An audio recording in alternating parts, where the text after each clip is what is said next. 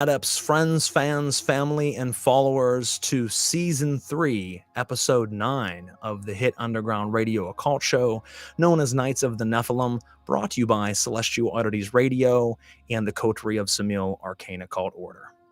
I want to thank each and every one of you for tuning in throughout this season. If you've missed any of our episodes, please feel free to jump back at any point in time and catch any of our past guests.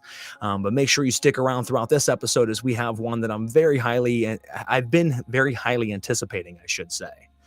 Before we jump into tonight's guest, as always, you can click the like, share, and follow button on whatever platform you're tuning in from, whether it be iTunes, iHeartRadio, Spotify, Deezer, Spreaker, CastBox, Google, Amazon, Instagram, Facebook, you name it.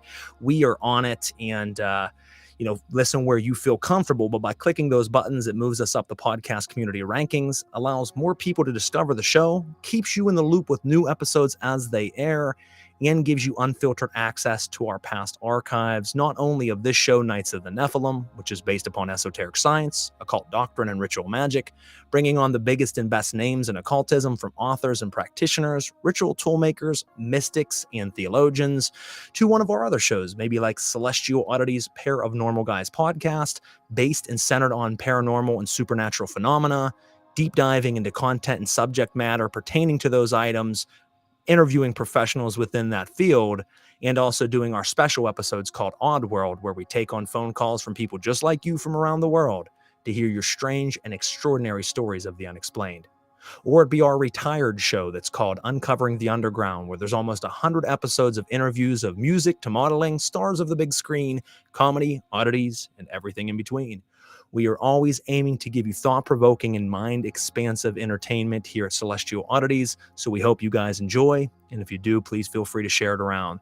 One thing I want to correct myself on, because I was already going into my spiel, is it's Season 4, not 3. And as soon as I said it, I realized I said 3, but we're going to, correct that right now. It's Season 4, Episode 9 of Knights of the Nephilim. Sometimes you forget what season it is because there's just too many episodes over the years. But we are very excited to be on Season 4, be bringing you some great content, some great guests this season as always. Next week, we launch Celestial Oddities Pair of Normal Guys podcast Season 4 as well, with our first episode being about Russian sleep experiments. So make sure you jump in next week to check that out as well. Got a lot of entertainment coming for you guys. As always, we do want to thank our sponsors. That's going to be Arsnosis, Goetic Impressions, Little Shop of Lilith, Belladonna's Botanicals, Arachne Arcane Services, The Telemancer, and Limitless Liberation. Throughout this evening, we will take a break to listen a little bit more about these companies, who they are, where you can check them out. And if we have any type of promo codes to hook you guys up with, we'll certainly do so. Make sure you pick up something for yourself or for something for a loved one. They're great companies and they make great material. And I love that they are sponsors of the show.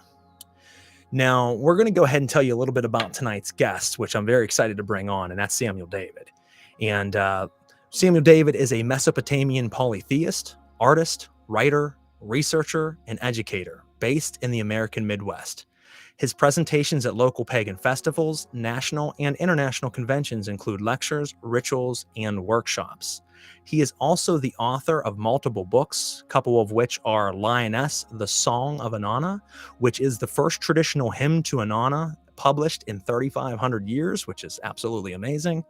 The book called Rod and Ring, which got a lot of publicity and a lot of promotion within the occult circles, and that is an initiation into a Mesopotamian mystery tradition.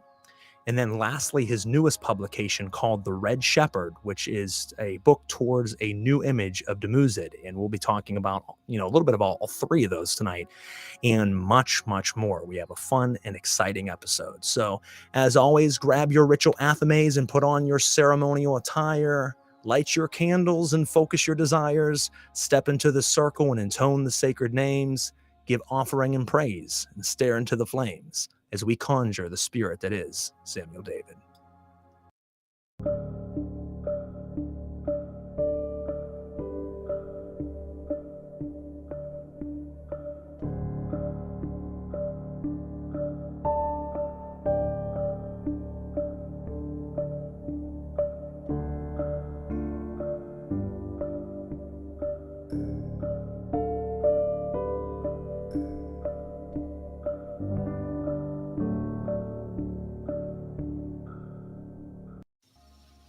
All right, folks, we are live right now with Samuel. David, thank you so much, brother, for coming on the show tonight. Thanks for having me. You've conjured me from the comfort of the netherworld, and here I am, live in the American Midwest, ready to rock and roll. Well, it's a pleasure to have you, brother. I have a lot that I want to ask you tonight because you are a specialist in a field that by no means am I a specialist in, but I certainly have a lot of love for, and that is Mesopotamian lore, mythology, and practice. Such a vast field to cover, and I give you credit for even taking on the task because there's so many names, so many backstories that are interweaved and interconnected. So it's a pleasure to get to speak to you about some of that this evening. Yes, likewise. Thank you for having me. Now, I normally start with, where did you start and how did you get into it? But one of the things I want to talk about tonight, and I think you can kind of piggyback off that if you don't mind, is Mesopotamian history is very interesting because it's the oldest really understanding that we have on gods and goddesses. And it predates Christianity or Abrahamic faith. It predates pretty much everything that we know of.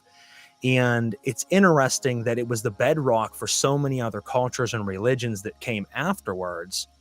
But I think just like you and myself and so many other people, the religions that stemmed after the Mesopotamian lore are what allowed us to find Mesopotamian lore to then explore that. So I know for yourself from past interviews and things you've done that you had said that you kind of found, your interest in Mesopotamia through the Bible, which is interesting because I did as well. I mean, reading different passages, wondering who are these cultures of people that sometimes were talked about in good light, but a lot of times were talked about in bad light and looked at like evil villains. So I wanted you to kind of start there. Tell us your story and how you became, a specialist in this field. But I just thought that was great that it spawned Abrahamic faiths, who then spawned the interest in Mesopotamian lore for a lot of us out there. So a long time ago in a galaxy far, far away, I was a member of the Pentecostal church. I grew up in that community, in that dynamic. It was in my household, and all of the heroes of my childhood were derived specifically from the Bible. And despite my ardent love of Hebraic scripture, there was always that tickle in the back of my mind, or as Pentecostal would say, there was an unction, a divine unction in my spirit. And I started reading the Bible on my own at a very young age and started asking a lot of the uncomfortable questions, like, why are the ancient Hebrews killing these various nations that they encounter? Or why are the gods of these contemporaneous people to the ancient Hebrews so evil? In the book of Jeremiah, there's the specific reference where the prophet is admonishing the people of the city, and the women tell him that when they worship the Queen of Heaven, and that could be whether that would be Astarte, Ishtar, Inanna, or even Asherah, whenever they worshipped the Queen of Heaven and burned incense in her name and poured out libations and baked cakes, they knew increase, and they didn't know famine, they didn't know war, they didn't know, all of the vehicles that would become their downfall. And they go on to say in that passage, ever since we put off this worship, we've known all of these things. So that struck a deep chord in me, and that was one of the questions that I asked. If these people were worshiping this deity who supplied all of their needs according to her riches and glory, then why is that such a bad thing? And then, I get on to reading about weeping for Tammuz in the book of Ezekiel. So I had all of these little glimpses into the ancient Near East, as far as cultic practices, as far as religions, as far as deities and the people that worship these deities. And it's so fascinating just in hindsight, as I'm listening to podcasts that feature individuals who are deconstructing their Christian identity. what's interesting is there is that common thread that the Bible is essentially our gateway drug both into a different spiritual paradigm, but also our gateway drug out of that superstructure. While I was Pentecostal, while I was Christian, I still had this polytheist bent. And I've often joked in the past that I was dancing the tango between polytheism and Christianity. And, even while I was attending church, I was still practicing what essentially would have become Wicca, at least in my estimation, and as far as my understanding, because I was exposed to Charmed and Buffy and Sabrina the Teenage Witch, the early version, not the Netflix version. And so I've got Christ in one ear and the greater gods of the ancient Near East and the Levant and well into Central Asia and the other. So, there came a point in my life, despite, all of my quote unquote intersecting identities, that, I still wanted to be that good Christian boy, if you will. And at a certain point in my life, I faced some struggles and really had an about face turn and, returned to the church. It was a very brief return, mind you, and went into Christian ministry and was studying apologetics at the same time, because there's this emphasis in Christian ministry to stand strong in your faith and be able to explain the things of your faith that others may find troublesome. And once again, while I'm in Christian ministry, engaged in men's Christian ministry, men's Bible study, leading youth, and doing work as a hospital chaplain, there was this constant sensation, this constant unction, as I mentioned earlier, that something isn't right here. I'm trying to hammer a square peg into a round hole.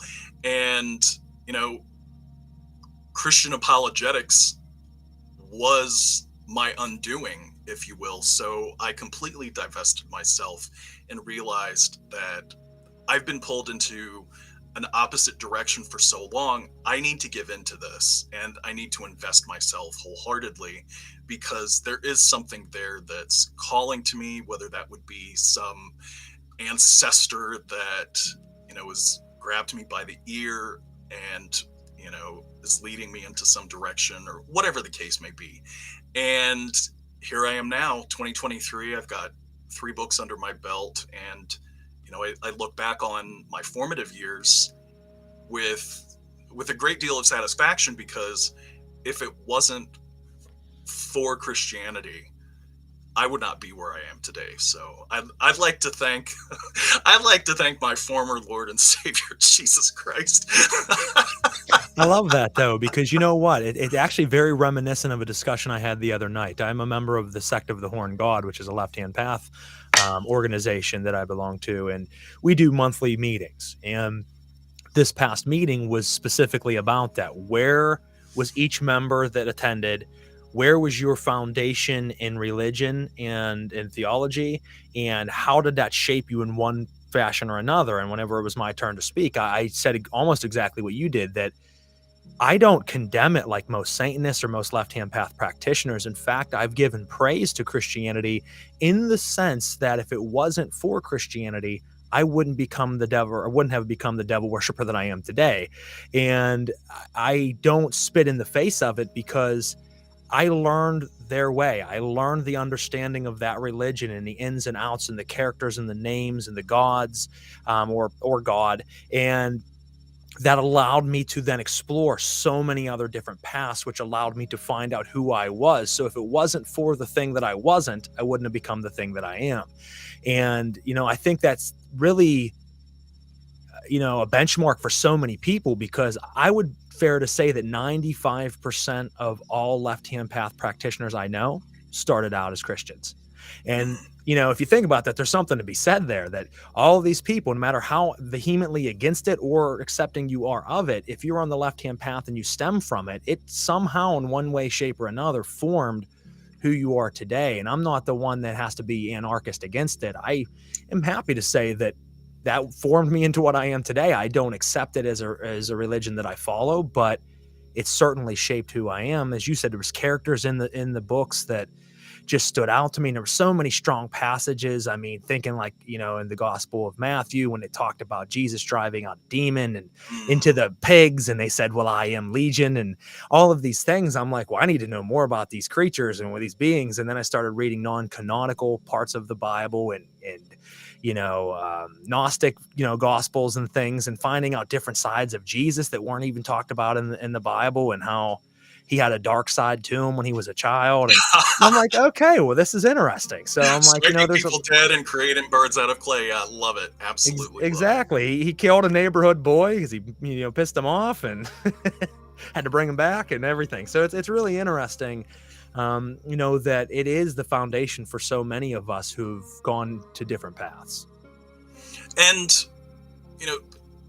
building upon that, unfortunately, that is the spiritual structure or the spiritual thread that's woven through Western culture, especially here in the States, despite the fact that those of us who do have and possess critical thinking skills, despite the fact that we do know that there was that distinct separation, that the founding fathers of this country were largely deists and had specific ideas about how this nation was to be founded. We know that, but our contemporaries and even people in past generations would say otherwise. So, despite the fact that we all have these disparate spiritual traditions, we know what we have come out of. We know what superstructure we're still working within.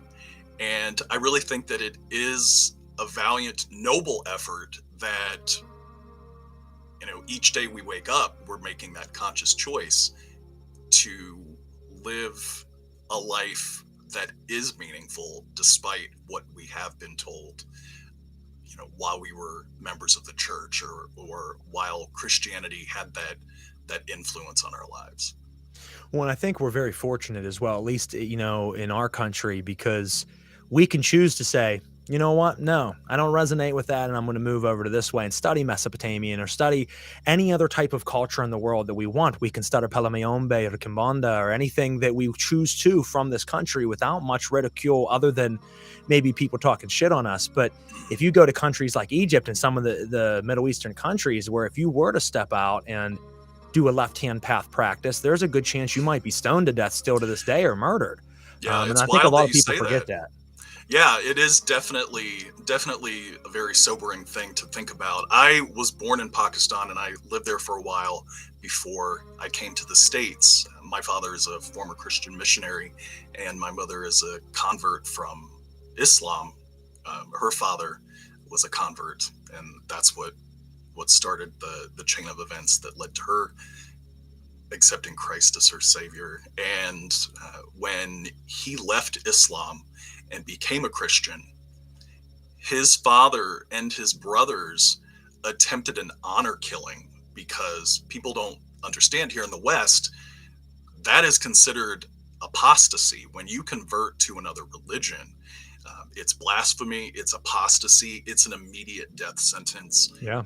And, he escaped with his life and, was able to start a family. And, that's one of the many things that we take for granted here in the West. And it baffles me to this day. We've got all these things that we argue about when you literally look at the news and it's like, what is that quote from the Kardashians? Kim, people are dying. And I think about that often, especially in light of all this. Well, people don't, like I said, I don't think that even a lot of people in the occult scene are aware of that still to this day. They think like, oh yeah, once upon a time they killed, I speak from a left-hand path perspective, but once upon a time they killed our kind. No, they still do. It's just not here.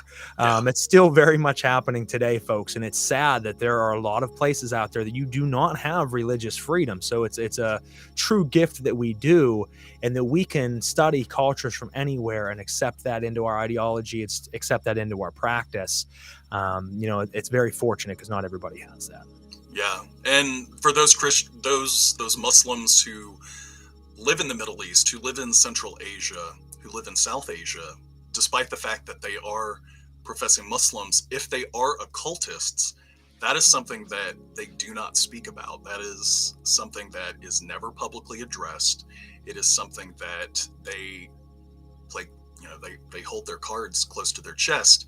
And despite all that, despite this notion that occult practices, magical practices are haram or taboo, there's still that current where people like you and I who are practitioners, we're still getting, and this is speaking metaphorically, we're still getting those people, if we were in that culture, knocking on our back door at midnight, seeking our services, and we're doing these back alley transactions. So things like that are alive and well to this day. Oh, absolutely. It's just crazy to think about, man. I mean, it's like I said, it's something that some of us know, not everybody does, and it's still going on. So folks, take a little bit more appreciation of your freedom if you have it, and if you are in a country practicing that you could be killed for it. And I know several practitioners in the Middle East who are Satanists who have to keep it very much under lock and key. Just make sure you're careful with what you do, and hopefully someday you find the freedom that we should all be able to enjoy. Now, you said you were originally born, did you say Iran or Iraq? In Pakistan. Oh, in Pakistan. I don't know where. Yeah, I got you. So it's in that general area. I don't know why I said either of those two. You did say Pakistan. I don't know. No question. Do you think that that's something that led you back to Mesopotamian history? Because obviously that area now is Pakistan or Iran and Iraq areas were once upon a time the Mesopotamian kingdom. So do you think that that's what led you back to it, or what? I mean, do you really? I know obviously you read the Bible and that caught pieces of your attention and it pulled you that way, but do you think that it's something to do with your ancestry? It's funny that you say that, because years ago I would never have given that any thought. And like many of us, I did the Ancestry.com and 23andMe. And for those who are watching or listening, don't waste your money on Ancestry, because it's gonna my results told me that I had that I was part Japanese, so whatever, which is highly unlikely. But my 23andMe results indicated that there was this migratory pattern, if you will. So we've got North Africa, West Asia, and then into Central Asia, and then into parts of South Asia where India is. And I think about that now, just in the sense that there are these topics of conversation where we have this quote unquote ancestral memory, and people are getting in touch with things that are outside of their comprehension as human beings. And several years ago, I was in a year and a half, or no, I take that back. I misspoke. I was in a year and a month program, if you will, that was led by a mental health practitioner, and it was esoterically bent, and it was actually billed as a men's mysteries group. And so for a year and a month, we engaged in all of these rituals, if you will. And one of the final rituals was encountering our ancestors and walking backwards through these various generations. And it just so happened that during the course of this ritual, I encountered my maternal ancestors. So it started with my deceased grandfather, and then his mother, and her father, and it just kept going back. And at a certain point, I encountered this individual whose face was obscured, but I could make out their form. And I had this immediate sense that this is someone that I should know.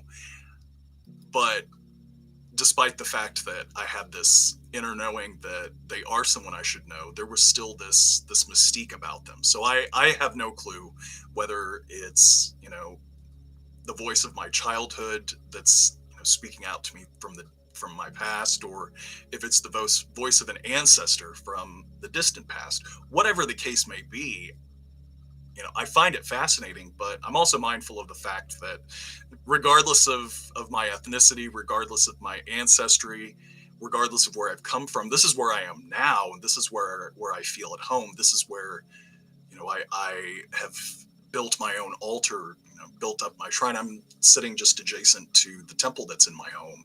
So, here I am. Let's go from here. I think, what, I'm a firm believer in that myself, that I think that two different sides of that current. I think that, our ancestors do come through to us to lead us in certain directions. And I also believe that we come through to ourselves from past lives of our own. And I feel that there's some people that I know that are listening in the comments right now, some of them which are my students, that we've been able to connect to past ancestors as well as past versions of themselves who have helped lead them into where their practice are now and still evolving. So I think that that's very powerful, and that very well could be what led you, I don't want to say so far off track, because it's a good track to be off, but I mean, to pull you in a way that you don't see a lot of people with a true understanding of Mesopotamian history.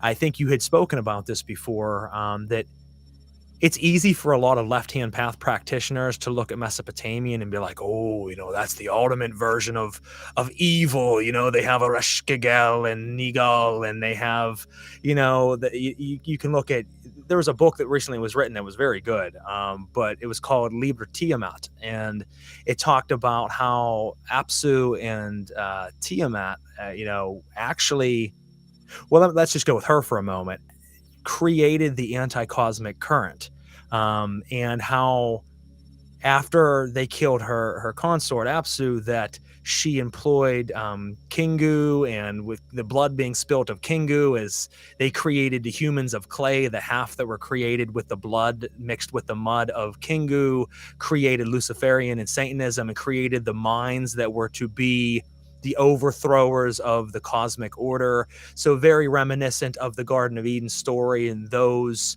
of Cain bloodline, the Cainites and everybody in between were all from Cain, because that was Samael and Lilith, or Samael and Eve sleeping together and creating Cain, and Abel was Adam and Eve, and that's why Cain killed him. It was the impulse. So you get into a lot of that. And I mean, you can use those as ideologies to make sense of things. But when, one of the things you said, and I very much agree with, is that, when you go back to the basis of it, they were first. They were before all these other currents. So they weren't really looking at it in the same light that we are and saying like, oh, we're doing this current that's against the status quo. No, they were the current that was there. And folks, you have to understand that Mesopotamia encompassed several different very large areas of thousands of miles over hundreds of years that each kind of put their own spin. They each had their patron deities, and they would then mix their attributes of that deity with some of the others that already existed and make it a prominent aspect of that deity. So sometimes you might get a specific god who now has attributes of 4 other gods that were before them. So it gets very difficult to pinpoint where it started, what it came from, and we don't have any type of Mesopotamian canon to go back to. We have the snippets and shards that we're fortunate enough to have, thank the higher power that we have it. But unfortunately, some of that hasn't even been able to be translated because it's very, very hard to read. So I just, definitely wanted to bring that up and get your thoughts on that, how a lot of people use that today, is in like a left-hand path modality, when really that is not the case. Yeah, I'm glad that you brought that up, because this has been an ongoing conversation that I've had with one of my friends, Shay Belay, who's been on on your show as well. Yeah. And, we've kicked around the idea of collaborating on a future project that addresses this. And what's interesting is when we look at the source material that we are quote unquote negotiating from, if you were to look at the myth, the Enuma Elish, or the Babylonian creation myth, where we get Tiamat, where we get, at least in that incarnation, we get Apsu. What's interesting to note that many people do not know, and I say this as someone who has studied that myth extensively, and I've written an adaptation of it that has not been formally published, but for a while it was posted on my blog, and then I've decided to take it down because that's going to be the basis of a future book of my own. But when you look at that creation myth, that myth arc that was created and excised into clay, and we've found it all these years later, that was written as religious propaganda to substantiate the elevation of the god Marduk over all of the other gods of Babylon. And outside of the myth, Tiamat does not have a cultic presence. She has an effigy, she had an effigy, and she had what many would believe to be a shrine, but it was more or less like a storage closet. And her effigy would be brought out at the beginning of the new year, which coincided with the vernal equinox. And it was during that time where the battle between her and Marduk was reenacted. And then at the end, she was, her effigy or puppet, more or less, would be ritually slain, and all of the elements of the myth would be acted out, and then she would be put away into her storage bin, her storage closet, whatever you want to refer to it as. And outside of that myth, outside of this cultic pageant, if you will, the additional references to her, at least that we know of, based on the translated documents, were few and far between. She's mentioned in what is the equivalent of a Mesopotamian commentary. So think of it like not the Hebrew Old Testament, but think of it like the texts that are comprised or comprise the Midrash, where content and subjects are expounded upon in a scholarly manner, but they're not really accepted as a fact. It's just something to think about, to philosophize upon. So we have this, and that's not to say, and I want to make this explicitly clear to listeners and viewers, that I have no qualms with the left-hand path. My friends are, and I know this is a silly qualifier, some of my best friends are members of the left-hand path. But, if we are pursuing a spirituality that is compelling us to be our noble selves and to connect with something that is our truth or a higher truth, then by all means pursue it, so long as you're not doing harm to yourself or others. And, in this ramble that I'm on, one thing I also wanted to impress is, despite the dark imagery that these deities have, or these spirits that attend to these deities as their factotums or their emissaries, or even their divine emanations, the Mesopotamians believed that chaos and disorder were the ultimate taboo, the anathema, if you will. They prized order and divine order, civilization, all of the things that make a civilization what it is today, whether that would be from streetlights to paved walkways to roads, probably taxes and all the things that go with it. Those were the things that they prized the most because they believed that they were gifts from the gods. So, despite the fact that we have this ideology that they were the originators of an antinomian current, unfortunately, that is not 100% accurate. I agree. Fight me in the comments, send me hate mail. I'm cool with that.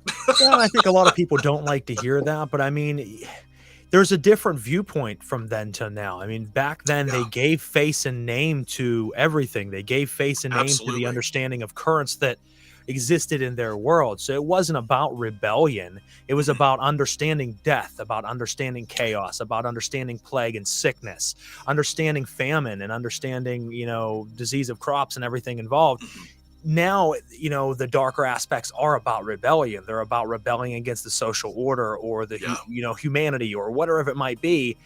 It's a different stance. It's a different place of pivot. And I think people need to understand that. Now, does it take away any of the darkness of Mesopotamian history? Absolutely not. I mean, there is certainly darkness there. I mean, it is a great way that the author of Liber Tiamat was able to paint a picture of anti-cosmic Satanism through that. Yeah, it was actually very strong. I read it and I'm like, I never thought of it that way. And the king, the blood of Kingu created the Satanists, and it makes sense. But that is an interpretation. And as Samuel said, folks, there wasn't a lot of extrapolation off of the stories. People were able to add to the stories that we today take as like that was the ultimate story. That might not have been the original story. It was additives to additives. I mean, we don't realize that was a big thing in everything that we focus on. I mean, even looking at the non-canonical biblical side of things or a lot of the Jewish lore out there in Abrahamic faith, a lot of the rabbis added on their extrapolation through the Zohar and through other things to these main stories that weren't originally existent. But then now in modern society, we've adapted it in and we're like, did you know the other piece of the story though? So you have to decide where that defining line is. But there is dark aspects. You have Nergal and Resh Gagal, taking over the dead and being able to work with the dark chthonic realms. And, that's their understanding of it. So I don't think a lot of people realize how much that civilization over that period of time influenced everything to come. Because, I mean, we have, Sharon or however you want to say the name in Greek, the boatman. Now, that originally came from Mesopotamian history. You have the great flood of Noah that came from Mesopotamia, long before Noah was ever written in the book. So there's a lot of things. I mean, even you look at the goddesses, you look at Inanna as your first book, Persephone, her journey to the underworld would have never happened if it wasn't for the journey of the underworld of Inanna. So, there's a lot to be said about our understanding of where things are nowadays if it wasn't for that precursor of a civilization that gave us rich history. And that's rich history from only, as I said, folks, very, very small fragments that we have. I couldn't imagine if we had all of the books from back then, what we would know. Our minds would be blown. And to build on what you said, what's interesting is, so the majority of the material that we have, the myths, the liturgy, the compositions that we have, despite the fact that these cuneiform cultures derived their written language and then later their spoken language from the Sumerians, we have to thank the Babylonians, the Akkadian Babylonians, for writing all of these things, for composing these things, because the myths that we would say, oh, this is a Sumerian myth. Yes, it's Sumerian because it was written in Sumerian, and the names of the gods are rendered in Sumerian. But if you look at the period in which they were written by the Babylonians. And, to add upon your point about creation myths and, all of these other stories that were found in the Bible, in addition to the Enuma Elish or the Babylonian creation myth, we have other creation myths that have been translated that some are completely counter to the Babylonian creation myth. One specific myth features the god Enki and the goddess Ninhursag as creating human beings, and they created 7 men and 7 women out of the mud of the primal ocean. So it's interesting that we have these various stories, and one way that I like to use to explain the complexity is, think of how we are here in the United States, and I'm going to use New York and Chicago and, you know, Dallas, Texas, and Los Angeles in this example. Let's pretend that each of these cities had its own cultic practice, had its own liturgy, had its own state religion, if you will, but they all worship the same gods. The challenge, though, is despite the fact that they're all existing in the same period of time, they're existing in the same country, if you will, they are large, vast cities.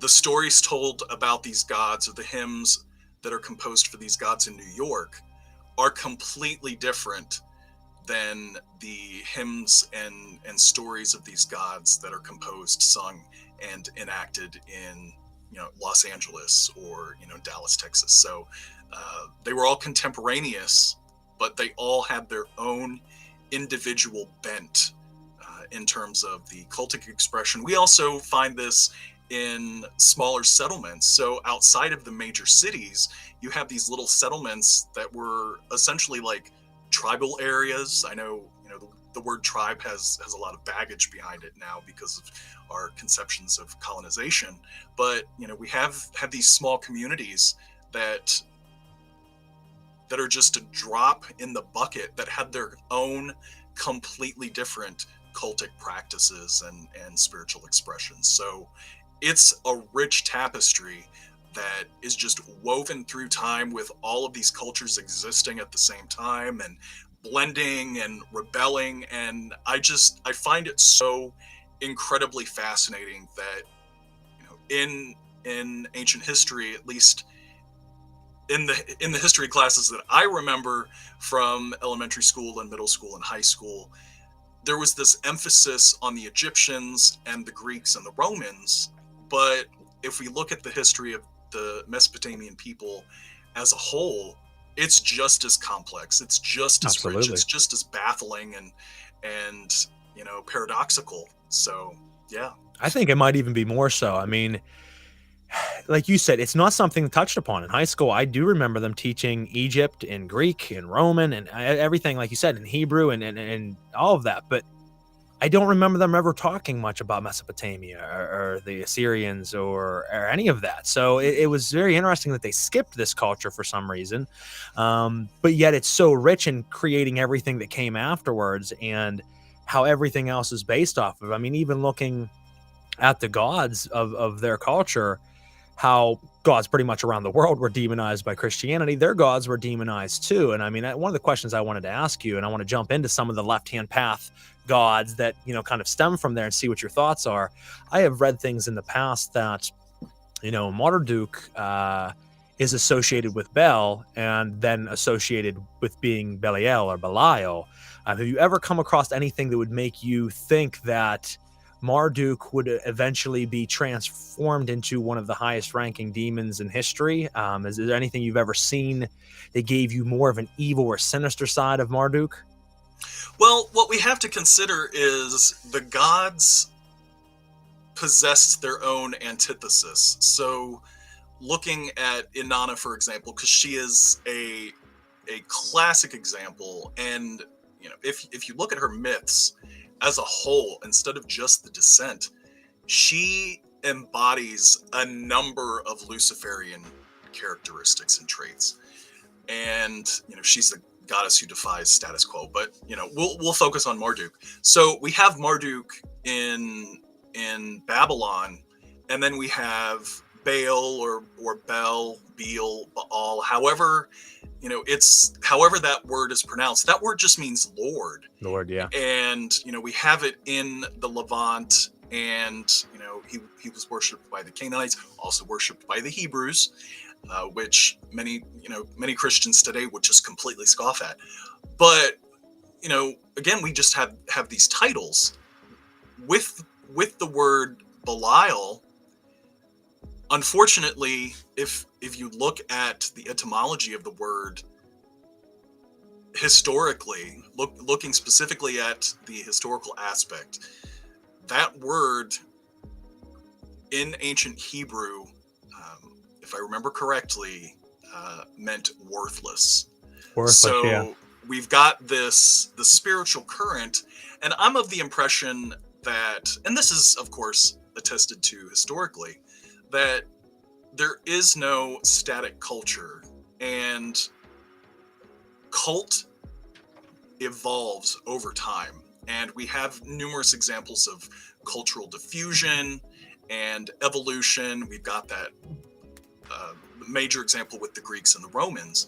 But as the conceptions of these deities traveled throughout the ancient world, and your neighbor over here who worships one god says, "Oh, hey, I like your god. They're similar to mine, but I can't pronounce their name, so I'm just going to call them by the god that I know."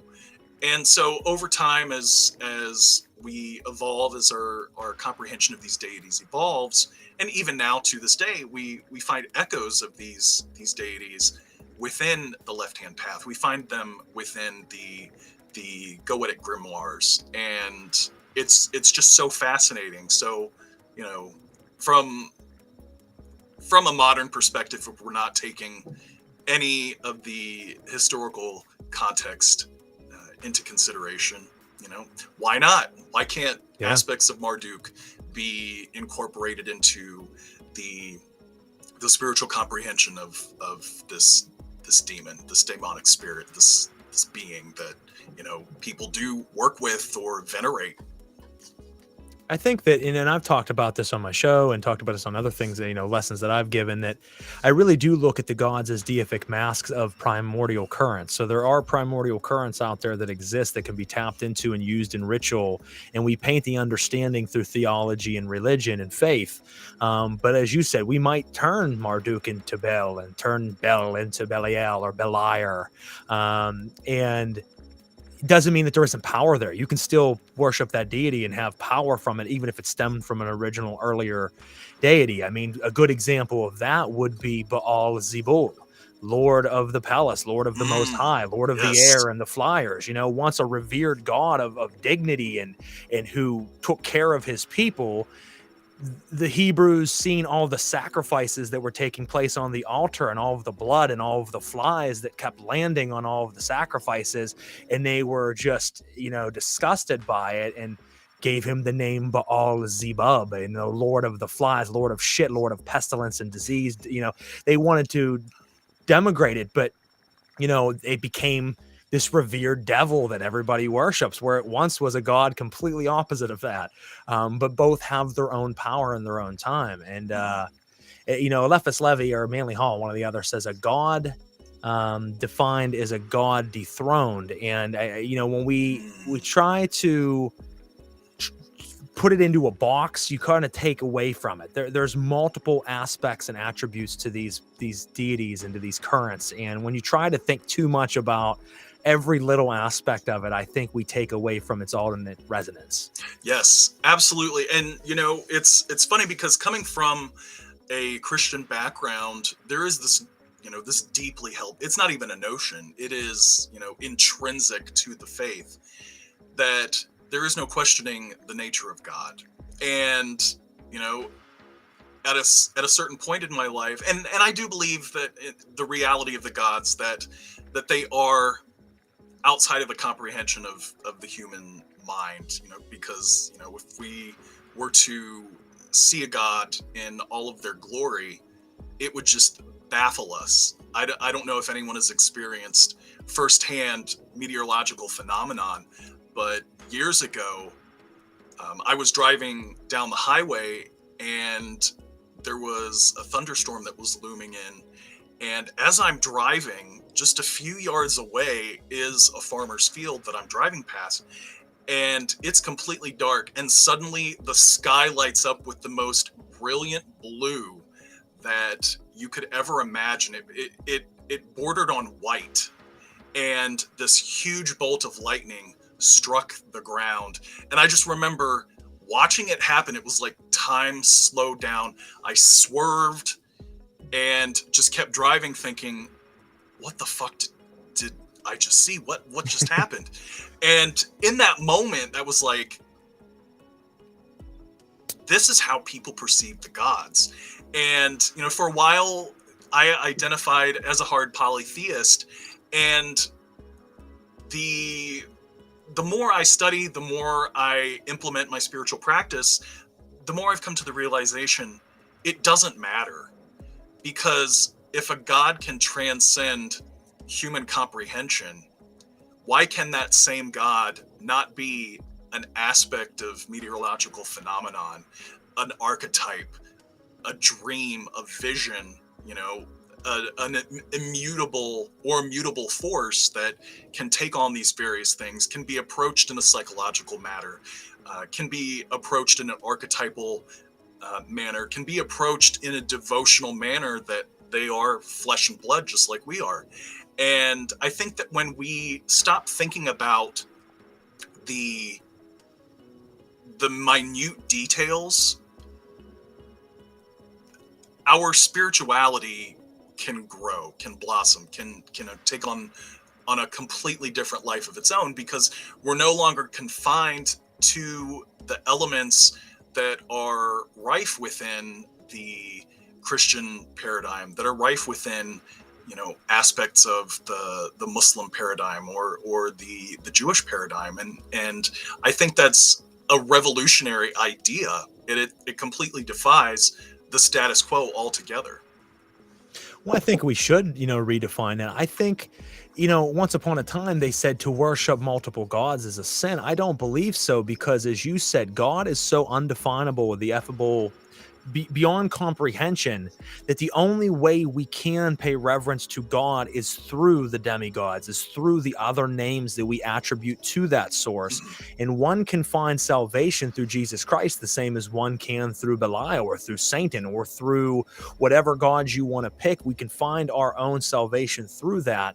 And that's a testament that these things are just fractals and just shards of the one power. And Jesus himself said, those who look inside themselves and find me will find the kingdom of glory. And what he was speaking of is look inside ourselves and find that fruit of knowledge and that power that's within us, and use that and project that to find our salvation. It doesn't have to be under his name or under Yahweh's name. It can be under any name. And that is the beautifulness of it, that we can use our faith, folks. A lot of Satanists will say faith is disgusting. Faith is an abomination. No, faith is everything. Even if you are a left-hand path practitioner, faith is what you make it. Faith is your loyalty to what you believe in. And I think there's a lot of strength there. And like I said, you can have multiple different paths and have 5 people with different gods, and all of them reach the same end. And that's what's beautiful about it.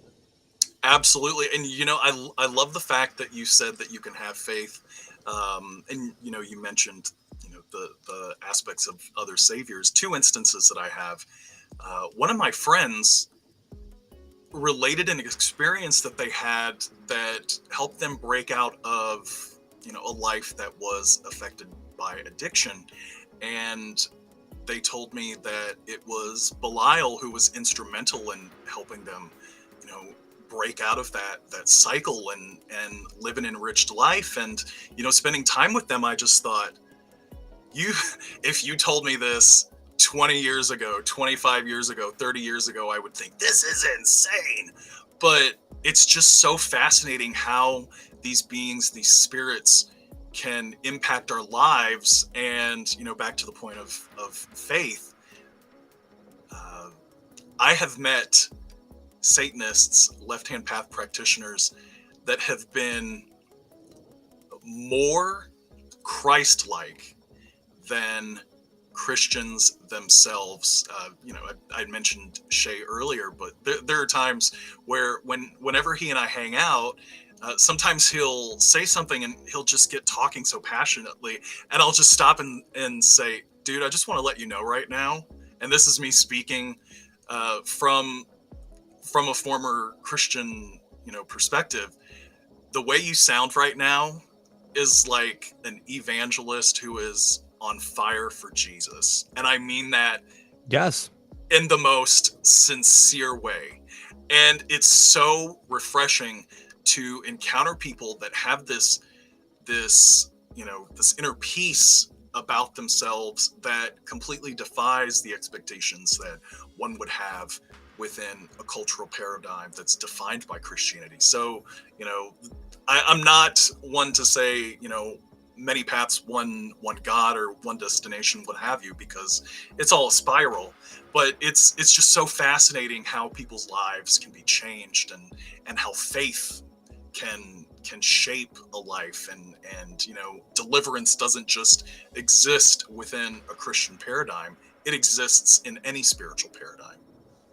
Well, and I like that you said that, because I've told a lot of people that I talk to that some of the deepest Satanists, deepest Satanism that you can get into, for myself, I take attributes of anti-cosmic Satanism and other things, but I look at it that an anti-cosmic Satanist, even though it sounds so dark and scary to everybody, the point of it is to return back to source, not Yahweh, not the God that created the world, or the demiurgos or demiurge, but to go beyond that. If you want to go with, Hebraic terms, we'd go back to Ein, go back to the source, return to Tiamat and Apsu if we want to do it Mesopotamian, to go back to the primordial source. So you could say, well, that's horrible. You're wanting the world to be destroyed and dissolve.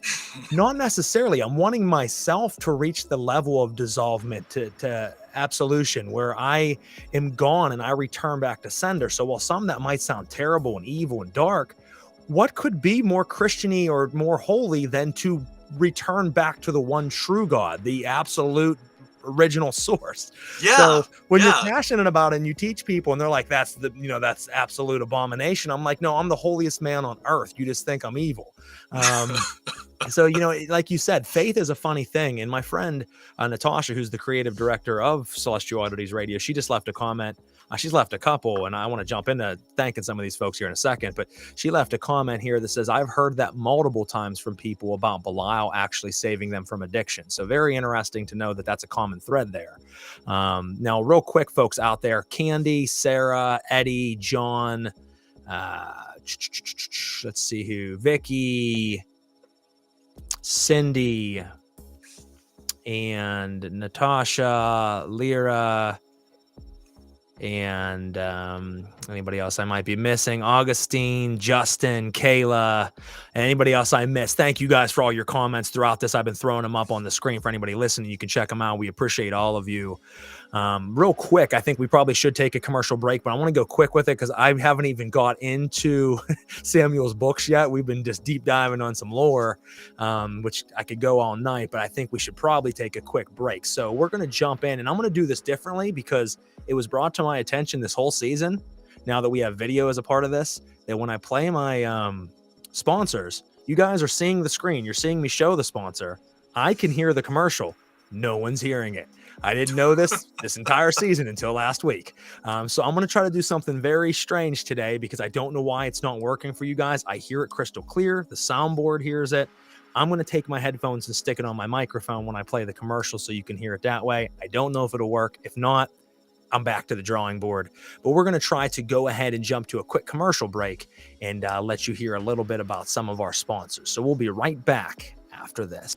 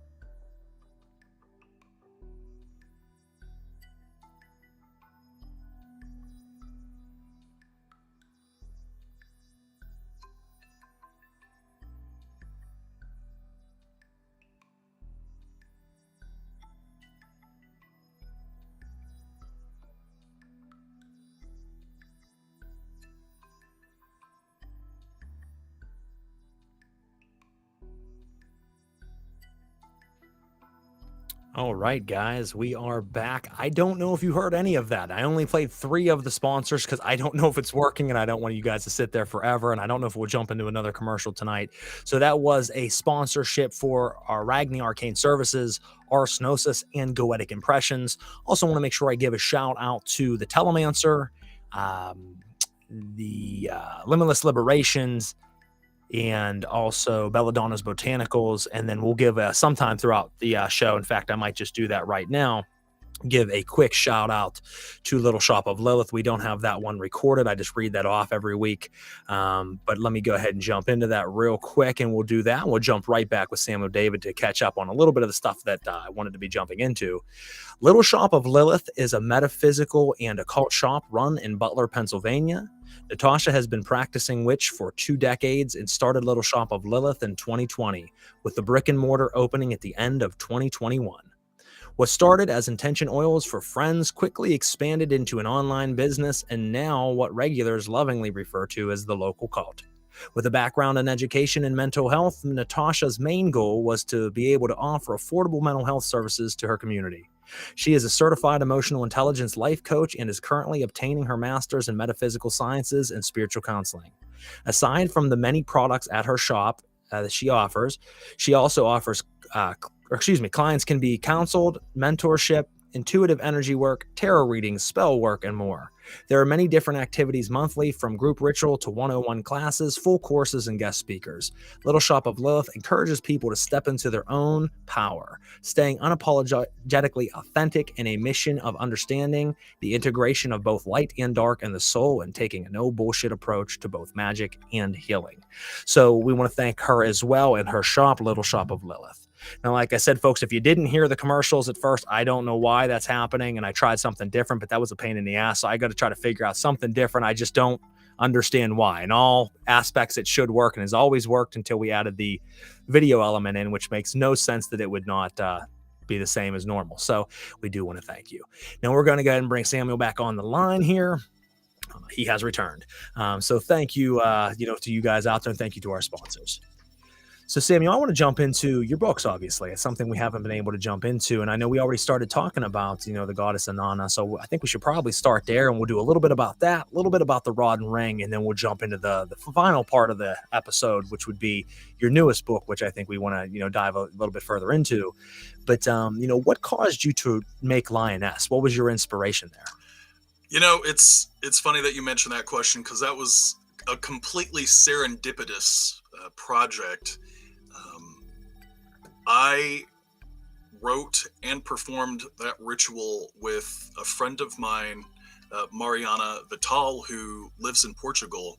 And this was actually a ritual for Ishtar Fest. And this is a festival that is hosted every year. It's Mesopotamian oriented, if the name doesn't give it away.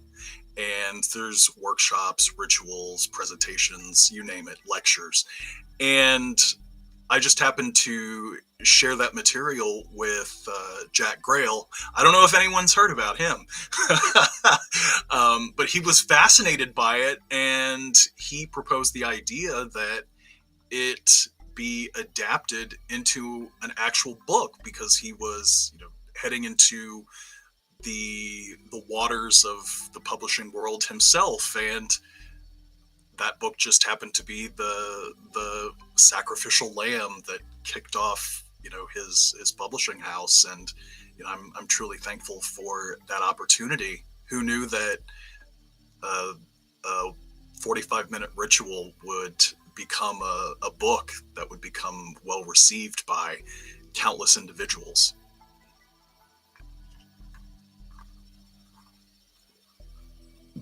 I just lost you. I can't hear you. You hear me now?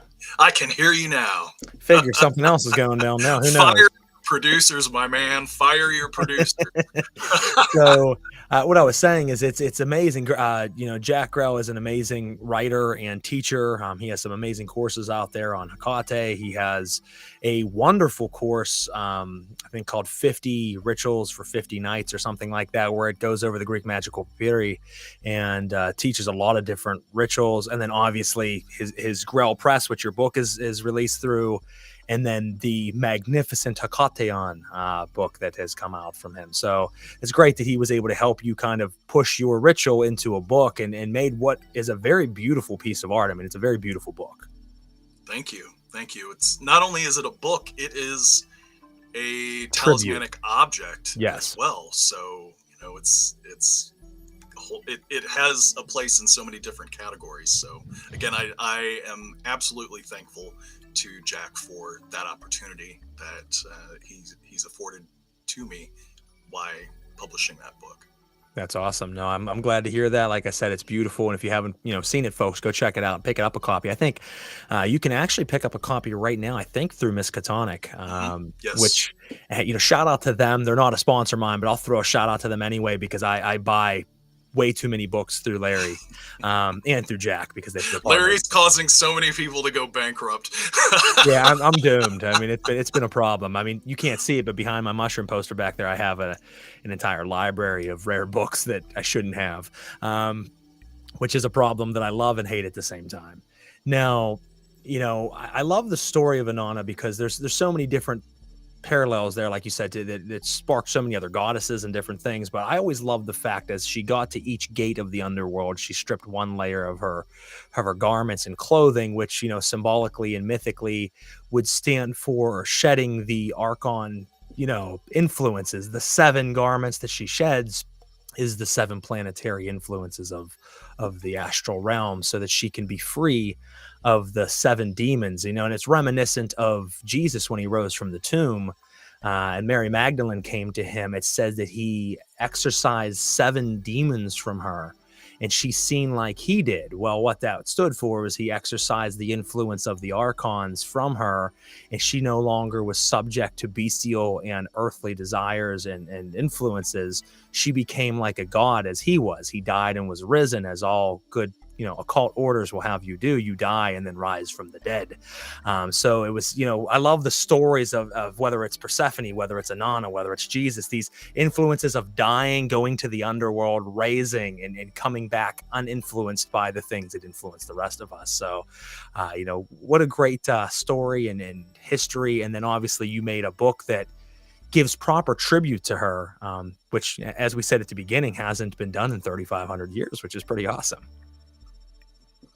Now let's jump into the second one, Rod and Ring. And I think it's very interesting because what most people might not understand, Rod and Ring is shown in a lot of steels and a lot of different depictions in ancient history. You'll see figures holding rods and rings, and what do they stand for? What is it about? I mean, one of the most famous, and I would love to get your opinion on this actually, is a stone relief cut that's ancient that there's debate on who the woman in the relief is. Some people say that it's Ereshkigal. Some say it's Lilith. Some say that it is a numerous amount of different beings. But the reason I bring this up is that being has talons of a primordial night bird, which would make you think Lilith. But she is in her hand holding a rod and a ring. So could you care to speak a little bit about, what being you think that is, and also how you led into rod and ring? Next topic. I'm kidding. So, I want to address the historical aspect here, because the notion that it is Lilith was inspired by outdated academia that was put forth by Thorkild Jacobson, who, despite his missteps that have been since debunked by modern Assyriologists and ancient Near Eastern scholars, he put forth the idea that Lilith was a being in the Mesopotamian culture, in the mythos, the cosmology.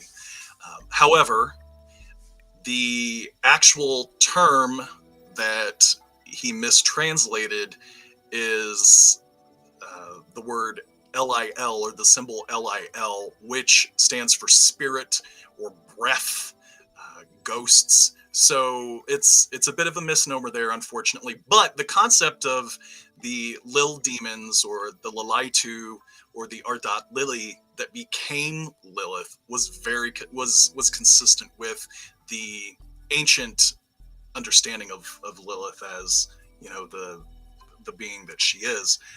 As far as who I believe that figure is, the rod and the ring are possessed. They're divine regalia that are only possessed by deities who oversee cosmic order. So we have the goddess Inanna, who possesses that regalia. We have the god Enlil, who possesses that regalia. And we have the god Marduk, who possesses the regalia, and the god Shamash, who possesses the regalia. Enlil is the de facto chief of the gods. He's known as the Lord of all lands. And we have, Marduk, who I'm sure many people know already, so no introduction is needed there. Inanna, of course, no introduction is needed there. And with Shamash, or Shamash, also known as Utu to the indigenous Sumerian people, he was the god of justice, of judgment. He was the lawgiver. So it's natural that he would be conceived of as a deity who would be possessing the rod and the ring. Now, going on to what that symbol actually is, the rod is a measuring line, and the rope is essentially what is used to execute that measurement. And these tools, or these items, were only used in times of peace, when rulers would be laying the foundations for temples that they dedicated to the gods, or expanding the reach of their cities. As far as the figure themselves, what's interesting is beings that reside in the underworld, and this also applies to humans, and this is accounted for in a myth that's entitled Gilgamesh, Enkidu, and the Netherworld. Humans were believed, at least in one period of ancient history, that when we die, everybody who dies, we all go to the same place. There is no heaven, there is no hell, it's just the abode of the dead. And this notion is actually something that is, or was, believed by countless ancient Near Eastern cultures. In fact, the early Hebrews believed it. They considered it Sheol, or Abraham's bosom. And in the underworld, you are essentially gathered to your people, so you're hanging out with your ancestors, and you're drinking muddy water and eating clay, and you're wearing feathers, you're clothed in feathers, and you take on these avian characteristics. And we have other cultures that believed that birds had this liminal space that they inhabited between heaven, earth, and the underworld. So we have this divine figure who not only has the rod and ring, but they've also got talons. They're also nude, and the gods depicted in a state of undress, that is subject to debate. And when we look at where this plaque, or this relief, the Burnie relief is what it's known as, or the Queen of the Night, what's interesting is when we look at where this item was found, and the culture and the time period from which it originated, it was found in essentially what was a brothel. And prostitution, the concept that we have of prostitution now, was completely different than the concept of prostitution in the ancient world. So it is theorized, and the colors that have been determined based on laser spectrometry, or whatever the scientific term is, the primary colors of that relief are red, black, and white. And interestingly enough, those colors are associated with Inanna. They were the colors that were used to decorate her temple complex in Uruk. That isn't to say that that being is Inanna herself, or Ishtar herself. It is possible that that being is a deity that is in Inanna or Ishtar's retinue or circle. So we have a being who's known as an owl maiden. That's the typical translation, who is an envoy of Inanna. And this being possesses avian characteristics and is associated with the night.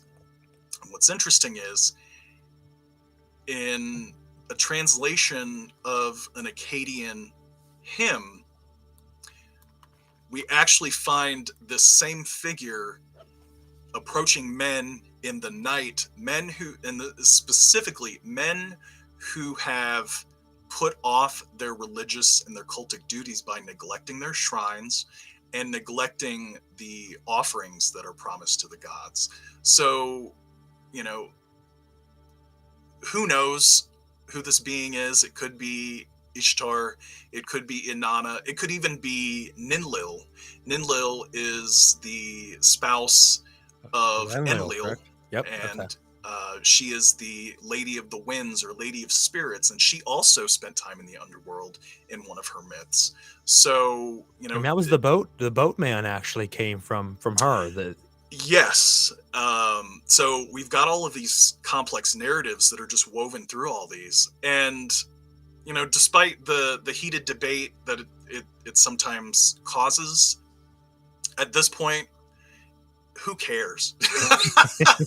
If you want it to be a representation of Lilith and you have purchased that icon and it sits on your altar, then by all means worship that spirit as Lilith and let that be a representation.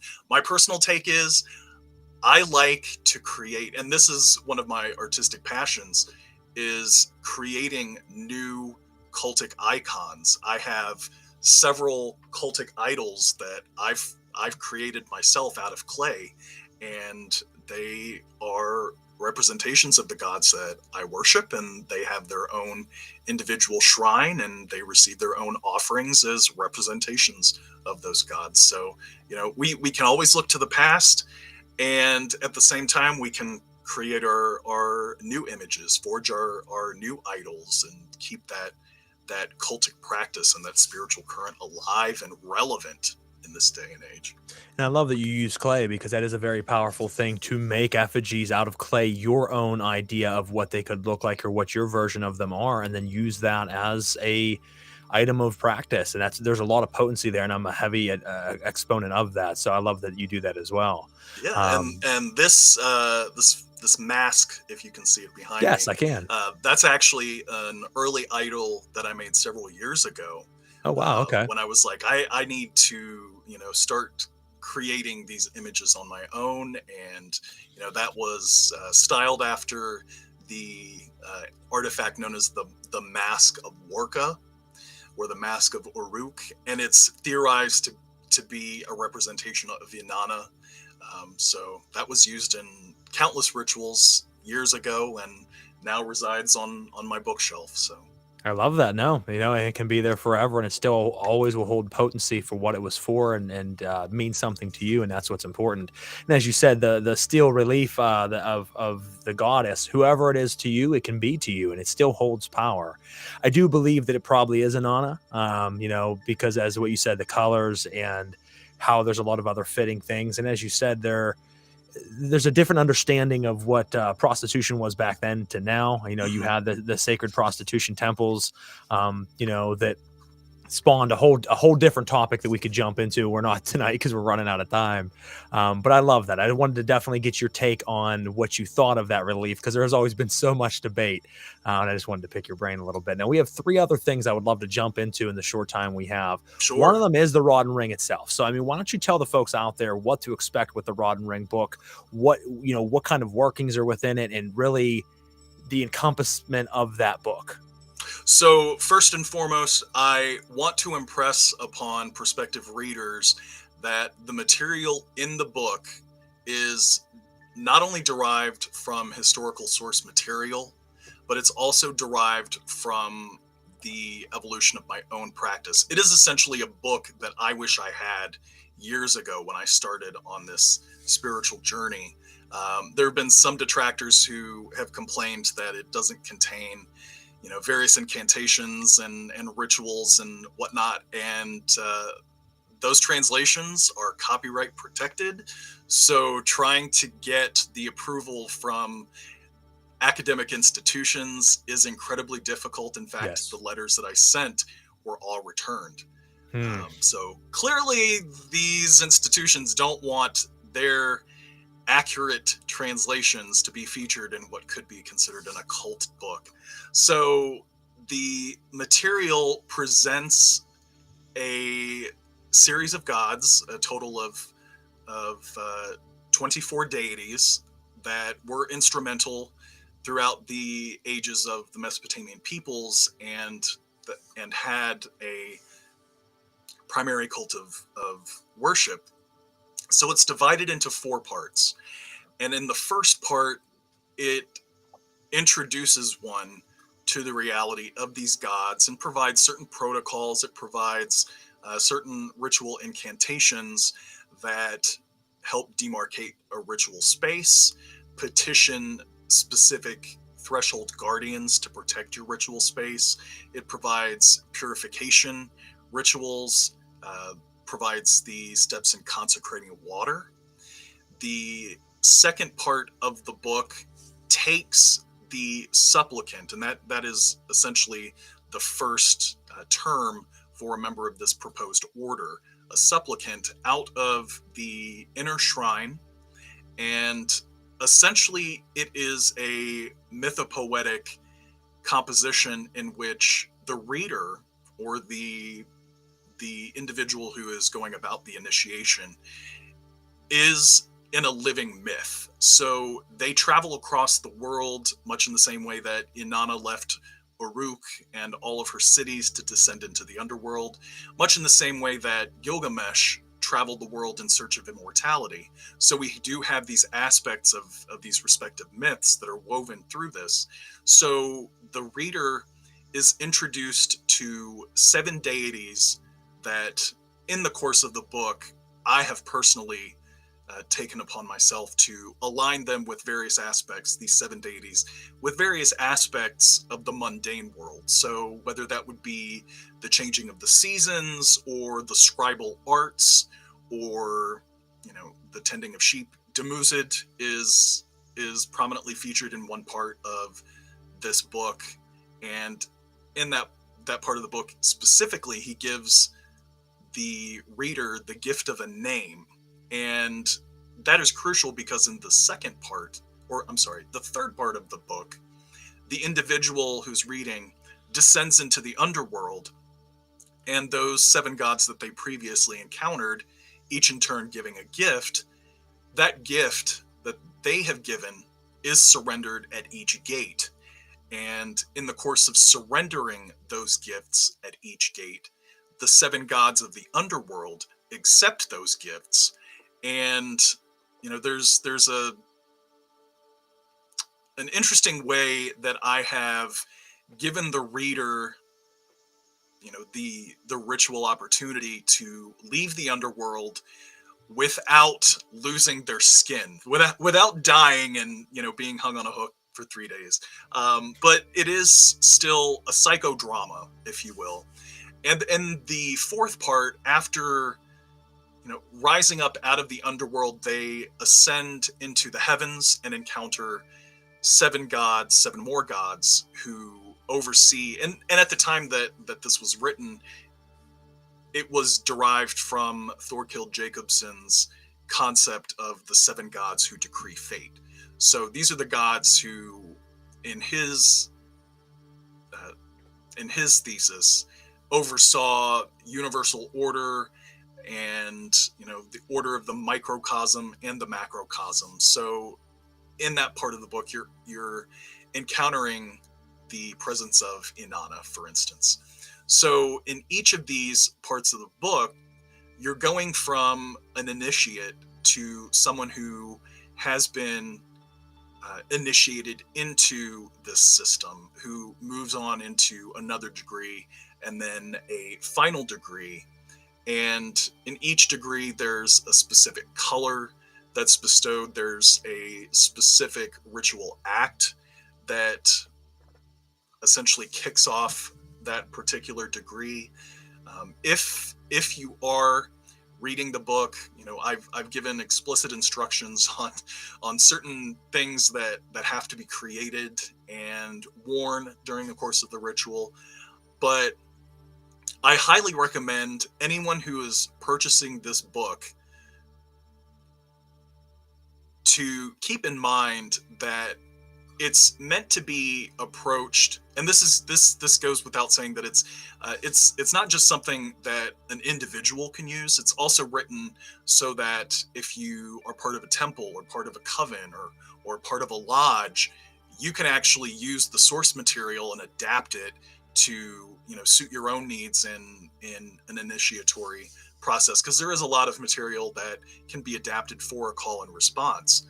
So within the course of the book, the intended format is that the reader attends to the material and to these rituals over the course of a year. So it's not something that's like, oh, I'm going to get this book done in a weekend. But that isn't to say that the reader can't do that. It's a choose your own adventure. Go at your own pace. Yeah. If you want to do a year in a day, by all means, do a year in a day. If you want to do it over the course of a month, whatever floats your boat, whatever tickles your fancy, go your own way, choose your own adventure, carve your own path. Well, I love that, because it's an absolute system, as you said, everything from consecrating the temple and making space to the end, to achieving the goal. And I love that it's a complete system in itself.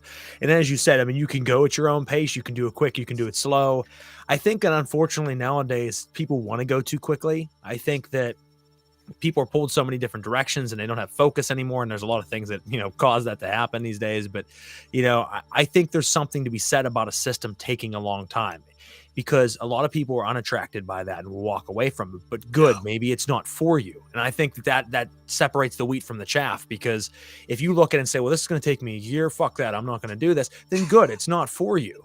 But to work day in and day out every day for a year or for 2 years, there's a potency there that other practices don't have.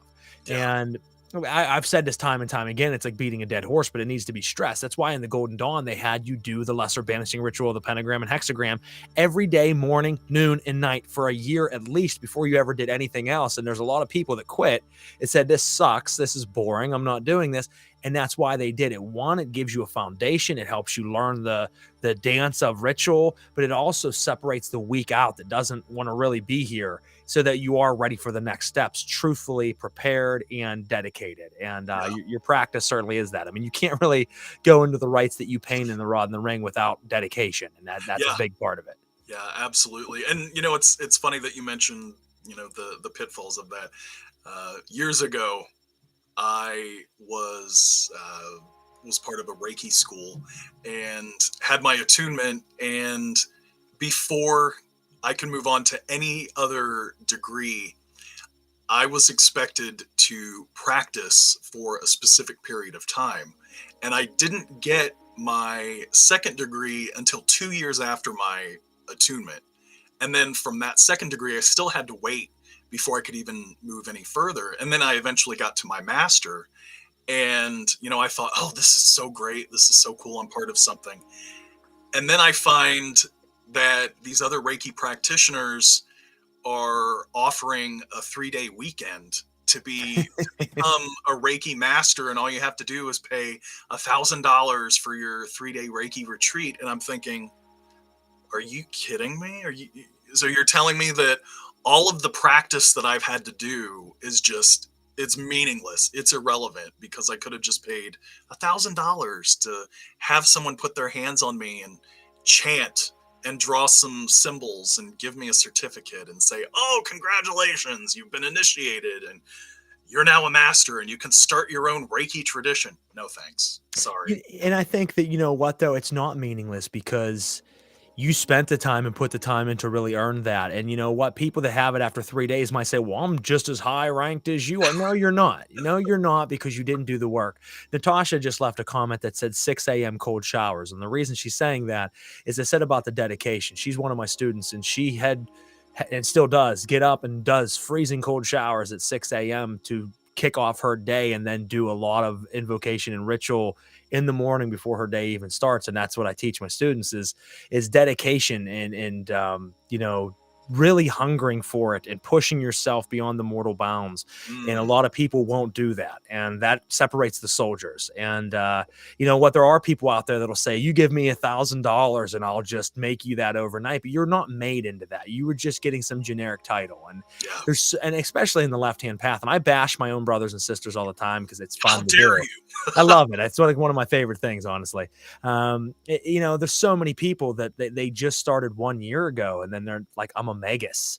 I am the Absissimus. And I'm like, you're not anything, bro. You don't know anything. Like, you're the same dude 2 weeks ago that messaged me on how to do a simple elemental rite, and then now all of a sudden you're offering ritual for higher practice. It doesn't make sense. So we live in that age where everybody wants instant gratification. They want it now. And there's a lot of people that are predators that'll take advantage of that and say, you just give me $2,000 and I'll teach you in 1 week what takes 10 years for other lodges and covens out there. Bullshit.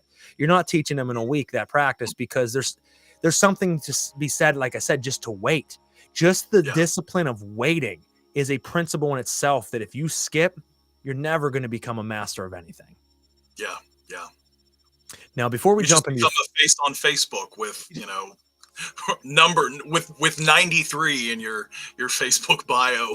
93/93. Yes, and and the other thing is, I mean, I think TikTok, and I know you're not on TikTok, and neither am I.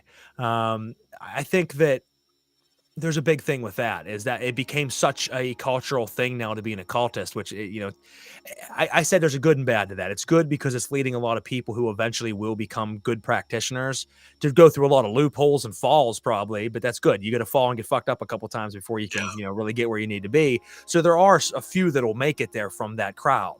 But unfortunately, most of them are just trash, and that it makes everybody believe that they can be something that they're not, or they're never going to be dedicated to. And as I said, there's a lot of predators that'll take advantage of that. So it comes with the good and bad. But I think a big part of that is the TikTok crowd that, everybody read an article and now I am a teacher. And, that's not how it works, folks. It's the equivalent of the tourism industry. It's spiritual tourism. Spiritual tourism, yep.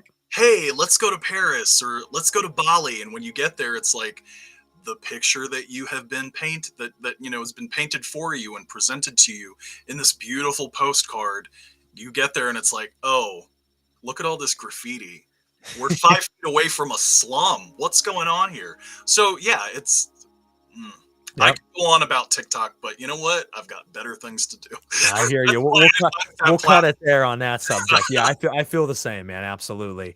Now, 2 last things. I know we definitely want to jump in, and I apologize to you, for not really getting to spend a lot of time on the newest book, The Red Shepherd. But I really just wanted to dive into conversation in general, and that's what the listeners love. Before I do, one thing I wanted to ask you tonight, I don't want to not get my chance. A deity that I've worked with that has absolutely immense power, that I've only done a handful of times because of the power is a little awkward. Pazuzu. And I know Pazuzu is, obviously from the Mesopotamian pantheon, and was the exponent or the enemy of Lamashtu, which was a vampiric spirit that killed children and mothers in childbirth, which is assimilated a lot of times to, once again, Lilith. How important folks nowadays are re-emerging that name. Pazuzu's becoming big again. People are worshiping Pazuzu, and it's becoming a focal point in occultism, especially the left-hand path. But how big, from your research, was Pazuzu in that time? Was it something that there was just this spirit that was little talked about, and nowadays it's got blown out of proportion? Or was Lord Pazuzu really that worshipped and revered back then? Well, it's funny that you mentioned worshipped, because he was, I mean, think of him as a big name, as kind of a notorious celebrity.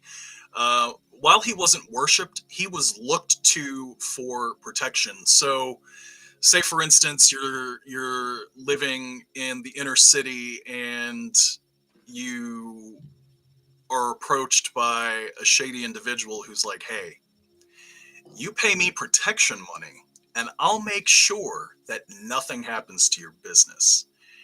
In a spiritual sense, that is Pazuzu.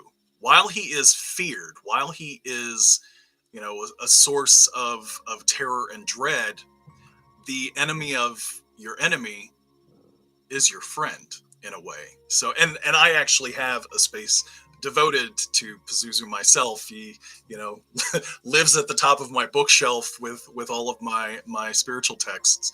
So yeah, I'm no stranger to his presence. And what's interesting is, in addition to his role as a protector of women in childbirth and as an enemy of Lamashtu, he's also petitioned to drive away other spirits, uh, those spirits being the spirits that would afflict one with migraines and epilepsy. And those are two maladies that have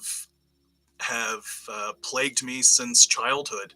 And it's wild because one of my most recent visits to my neurologist, prior to that visit, I was actually supposed to stay up for 24 hours, no sleep, uh, no rest of any kind, just stay awake for 24 hours and, you know, have all sorts of visual stimulation, just to see if it would trigger anything in my brain.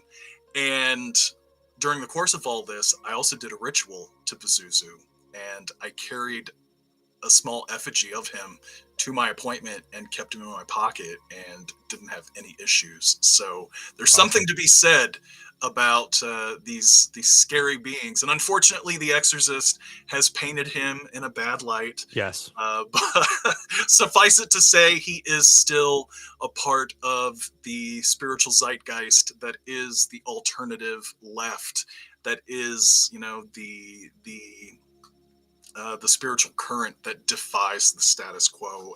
And, you know, props where props are due. You know, at least he's getting the attention that he deserves as a figure who evokes a sense of fear.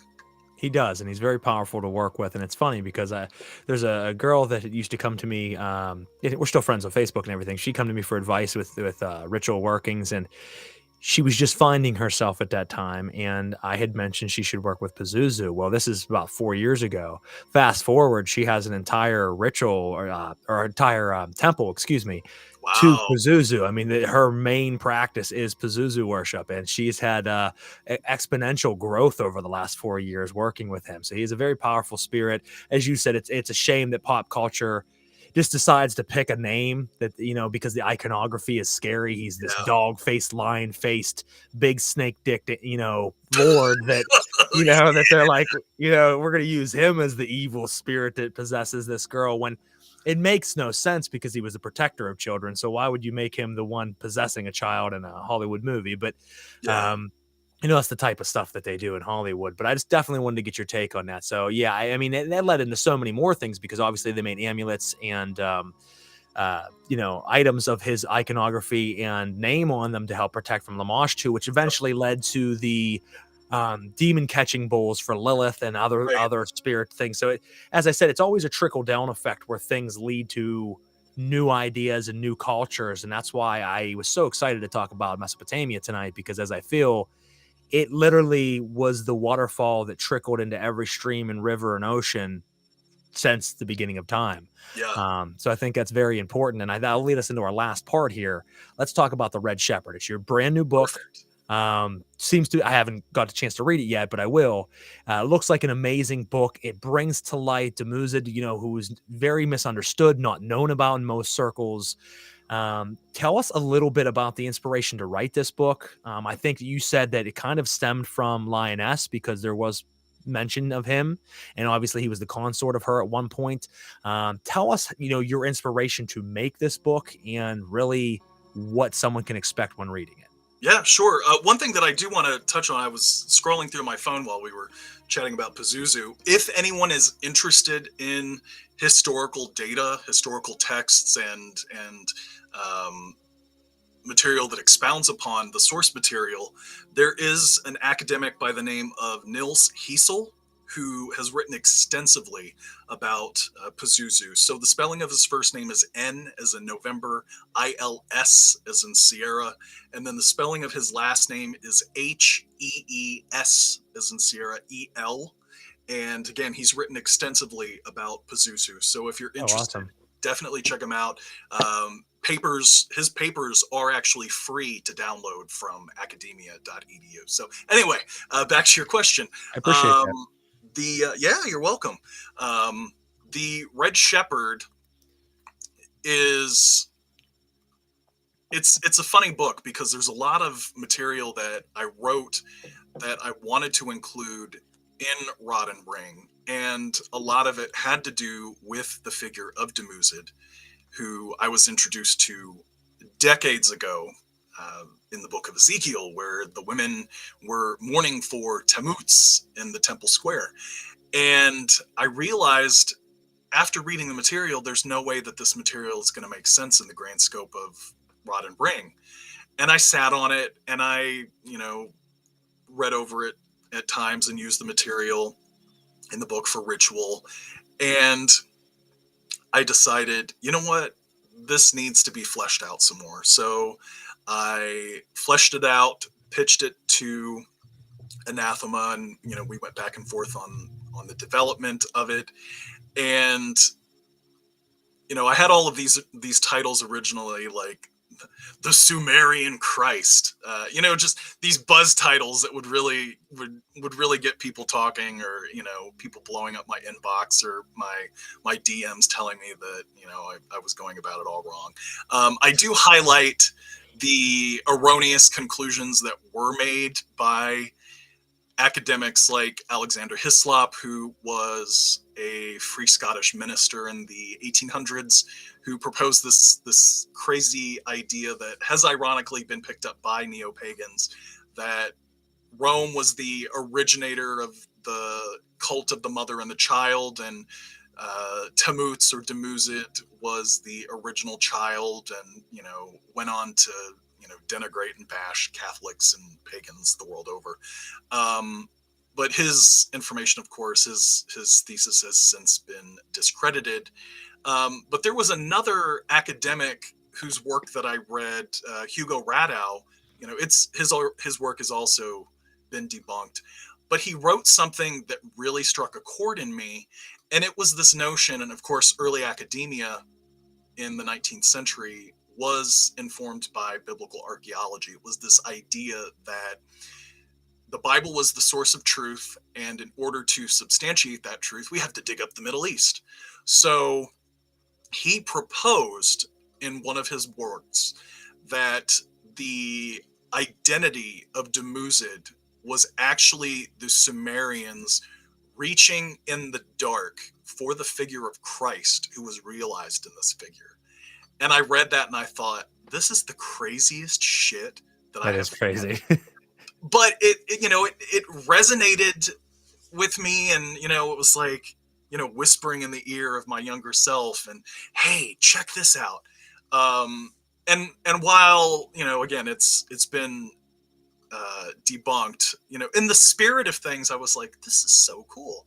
So not only did I take the ritual that I had written, the pre-existing ritual, I expounded upon that ritual, and I also went through all of his relevant myths, wrote adaptations of those myths that are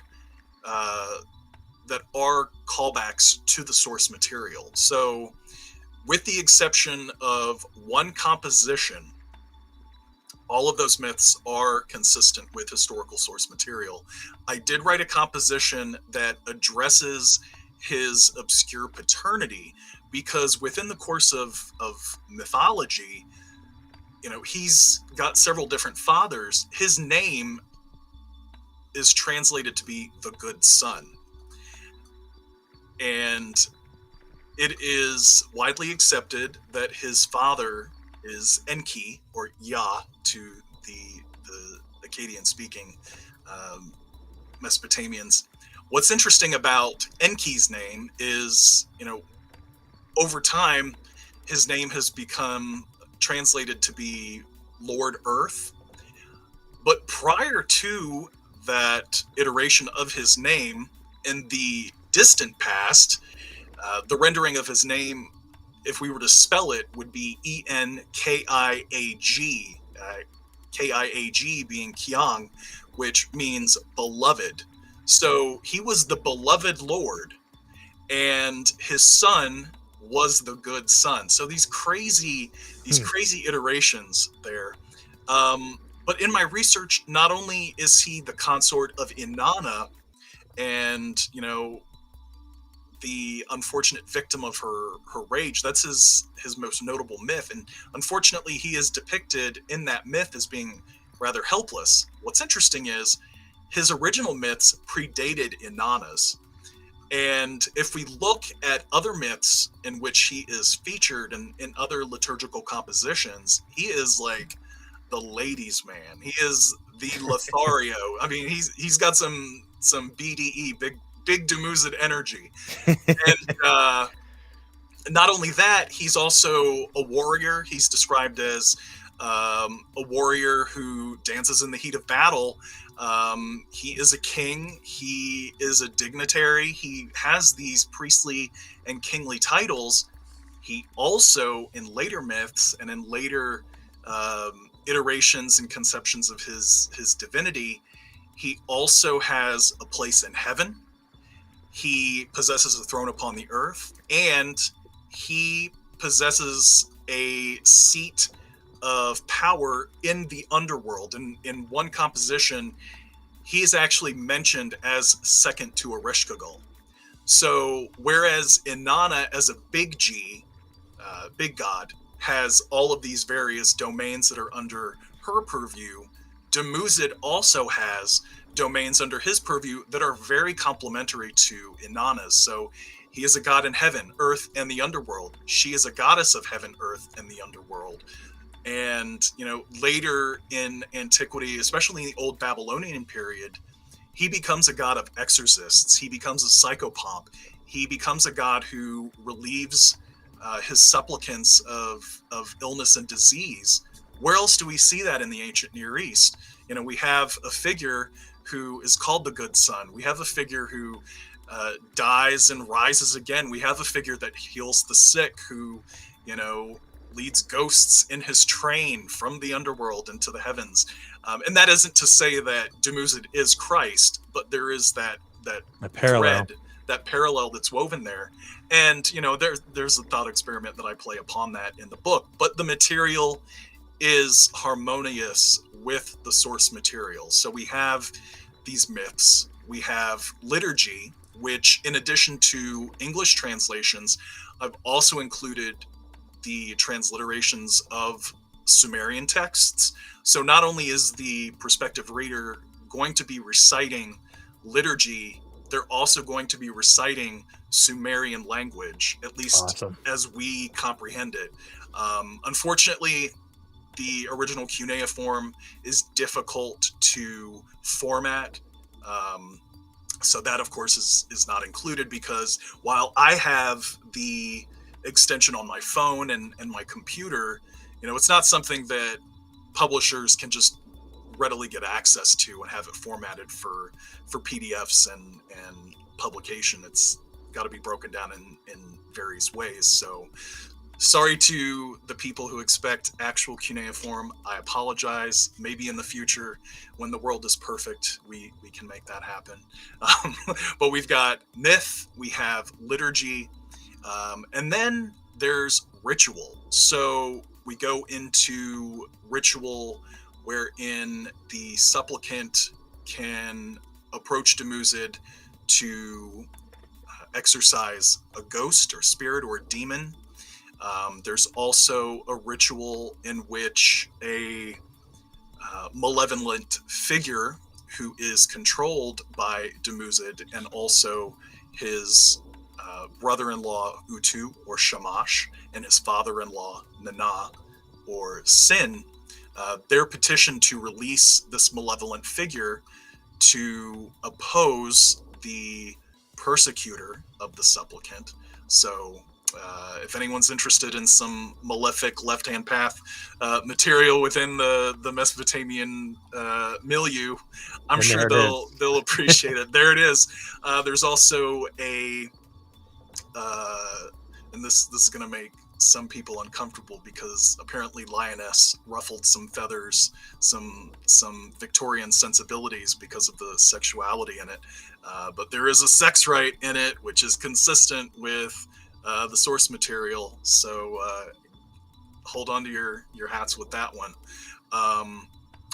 But in addition to these, I also go into detail about the creation of the cult image of not just Dumuzid, but this is a ritual. It's a detailed ritual, but it's one that can be used to vivify any cult image. So if somebody in the left-hand path chooses to use the source material to awaken their icon of Lilith or Belial, or whatever spirit or deity or intelligence you work with or devoted to, the same material can be used for that purpose.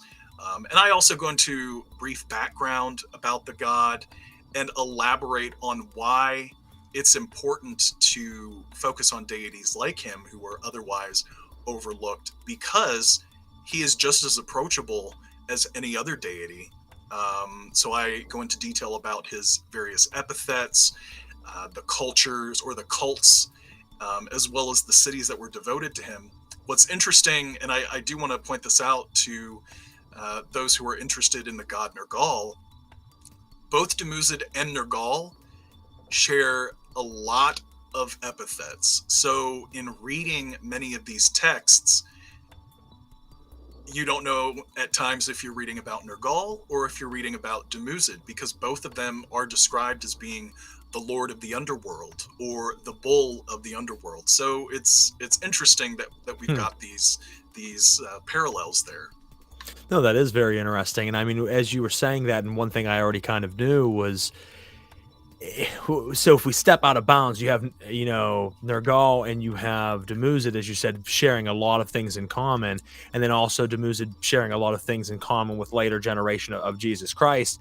But then you also see that parallel of Hecate, being Psychopomp, Lord of the Empyrean realms, the Chthonic realms, and the Telluric earth realm. Having hounds, whereas Dumuzid has been said to have hounds, as you had talked about before and elucidated on. It's very interesting when you see those different names, different cultures, different pantheons, but yet they share such similar iconography or background.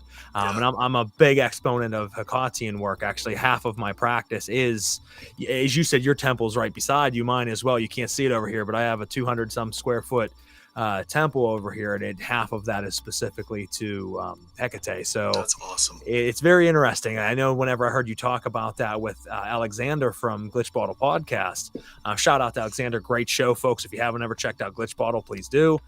He wrote the foreword or the preface for the book, I believe, correct? Yes, he did.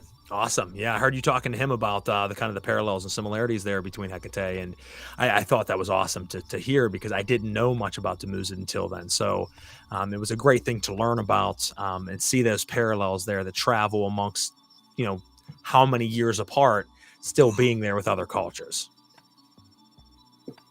Well, folks, if you're looking for it, Anathema Publishing, you can find The Rod and the Ring, and you can also find The Red Shepherd. As I said, on Miskatonic Books, you can find Lioness if you're looking for it right now through Grail Publishing. Other than that, Samuel, I do obviously want to thank you for coming onto the show, going over such great detail of so many things. It's truly been an honor of mine to have you here and to pick your brain. Great topics and conversation this evening. Yeah, likewise, Frater. Thank you so much. Thank you. I appreciate that. Last thing I guess I would ask is, or have you tell, is where folks can check you out at, and any other news you think that they should know about. Sure. So I'm on Instagram, was on TikTok, of course, but, bailed on that. Instagram, Threads, Facebook, at Rod and Ring. So it's pretty consistent there. If you want to blow up my inbox, it's rodandring@gmail.com. At least if you're going to throw some heat at me, at least put a smiley face in in the body of the message. And just keep your eyes peeled, because there's other projects down the pike, and who knows, maybe there's going to be another book released in 2 more years. I'm trying to be consistent here, and live up to my childhood dreams of being a published author, and get my name out in the world. Well, you've done quite well, brother, and I appreciate everything you're doing for the community and for the knowledge that you're putting out there for people to practice and to learn. It's important that, people have access to this type of material and to be able to learn and learn accurately and powerfully, because as you said, you come from an academic standpoint of research. You might mix in personal experience, but I think that is always needed in any type of practice. And you're bringing not just personal experience, you're bringing the mixture of UPG, as people call it, and academic source material together. And the two of those together are the perfect flow to make very powerful working. So folks, if you're listening out there, check out his books, support everything this man is doing. It's very powerful. If you're looking for a path that might suit you, this just might be it. So check it out. Other than that, 2 weeks from now, let me give you guys a date real quick. I had it up and I think I closed it. The 21st, we have and my damn phone closed the program. 21st, we have the next episode of Knights of the Nephilim, and we are bringing on an author of Luciferian stature. I'm looking for his thing here. That is Richard K. Page. He has about 8 or 9 books, I think, all about Luciferianism. So we're going to be talking about, that topic and going into depth with that. And then I have a special episode a couple weeks later of Ophis Christos, who is an author with some very powerful workings. He wrote a book called The Black Book of Kimbanda. He wrote the book Anima Satani, Traditional Satanism, and some other works that are very, very dark and not for everybody, but I'm looking forward to it. These guys don't do interviews, so he's not going to be on the show. He will only do a written interview. I will somehow find a way to read both sides of it, and we'll figure it out. I don't know yet, because they don't speak English, for one, and two, they never show themselves or let their voices be heard. They are very mysterious, so we'll figure out a way to do that. So make sure you check out those next 2 upcoming episodes. And then last announcement here, next week, the 14th of September, as I said, we are kicking off with Russian sleep experiments and diving deep into that subject matter on season 4, episode 1 premiere of the Celestial Oddities Paranormal Guys podcast with me and my co-host Daniel James. So make sure you check that out. Other than that, click the like, share, and follow button. I will throw up on the page real quick. If you like the show and you're a supporter of the show, there's a QR code there. It's called Buy Me a Coffee, because your support gets me week to week through the show, and your coffee gets me day to day through my life. So feel free to take that QR code, donate a couple bucks if you like the show. It really helps and goes a long way. And other than that, love you guys. Thank you so much for everything you do for the show. Samuel, once again, thank you for coming on, brother. It's been an honor. Thanks for having me. Absolutely, guys. We will catch you next time here on Knights of the Nephilim.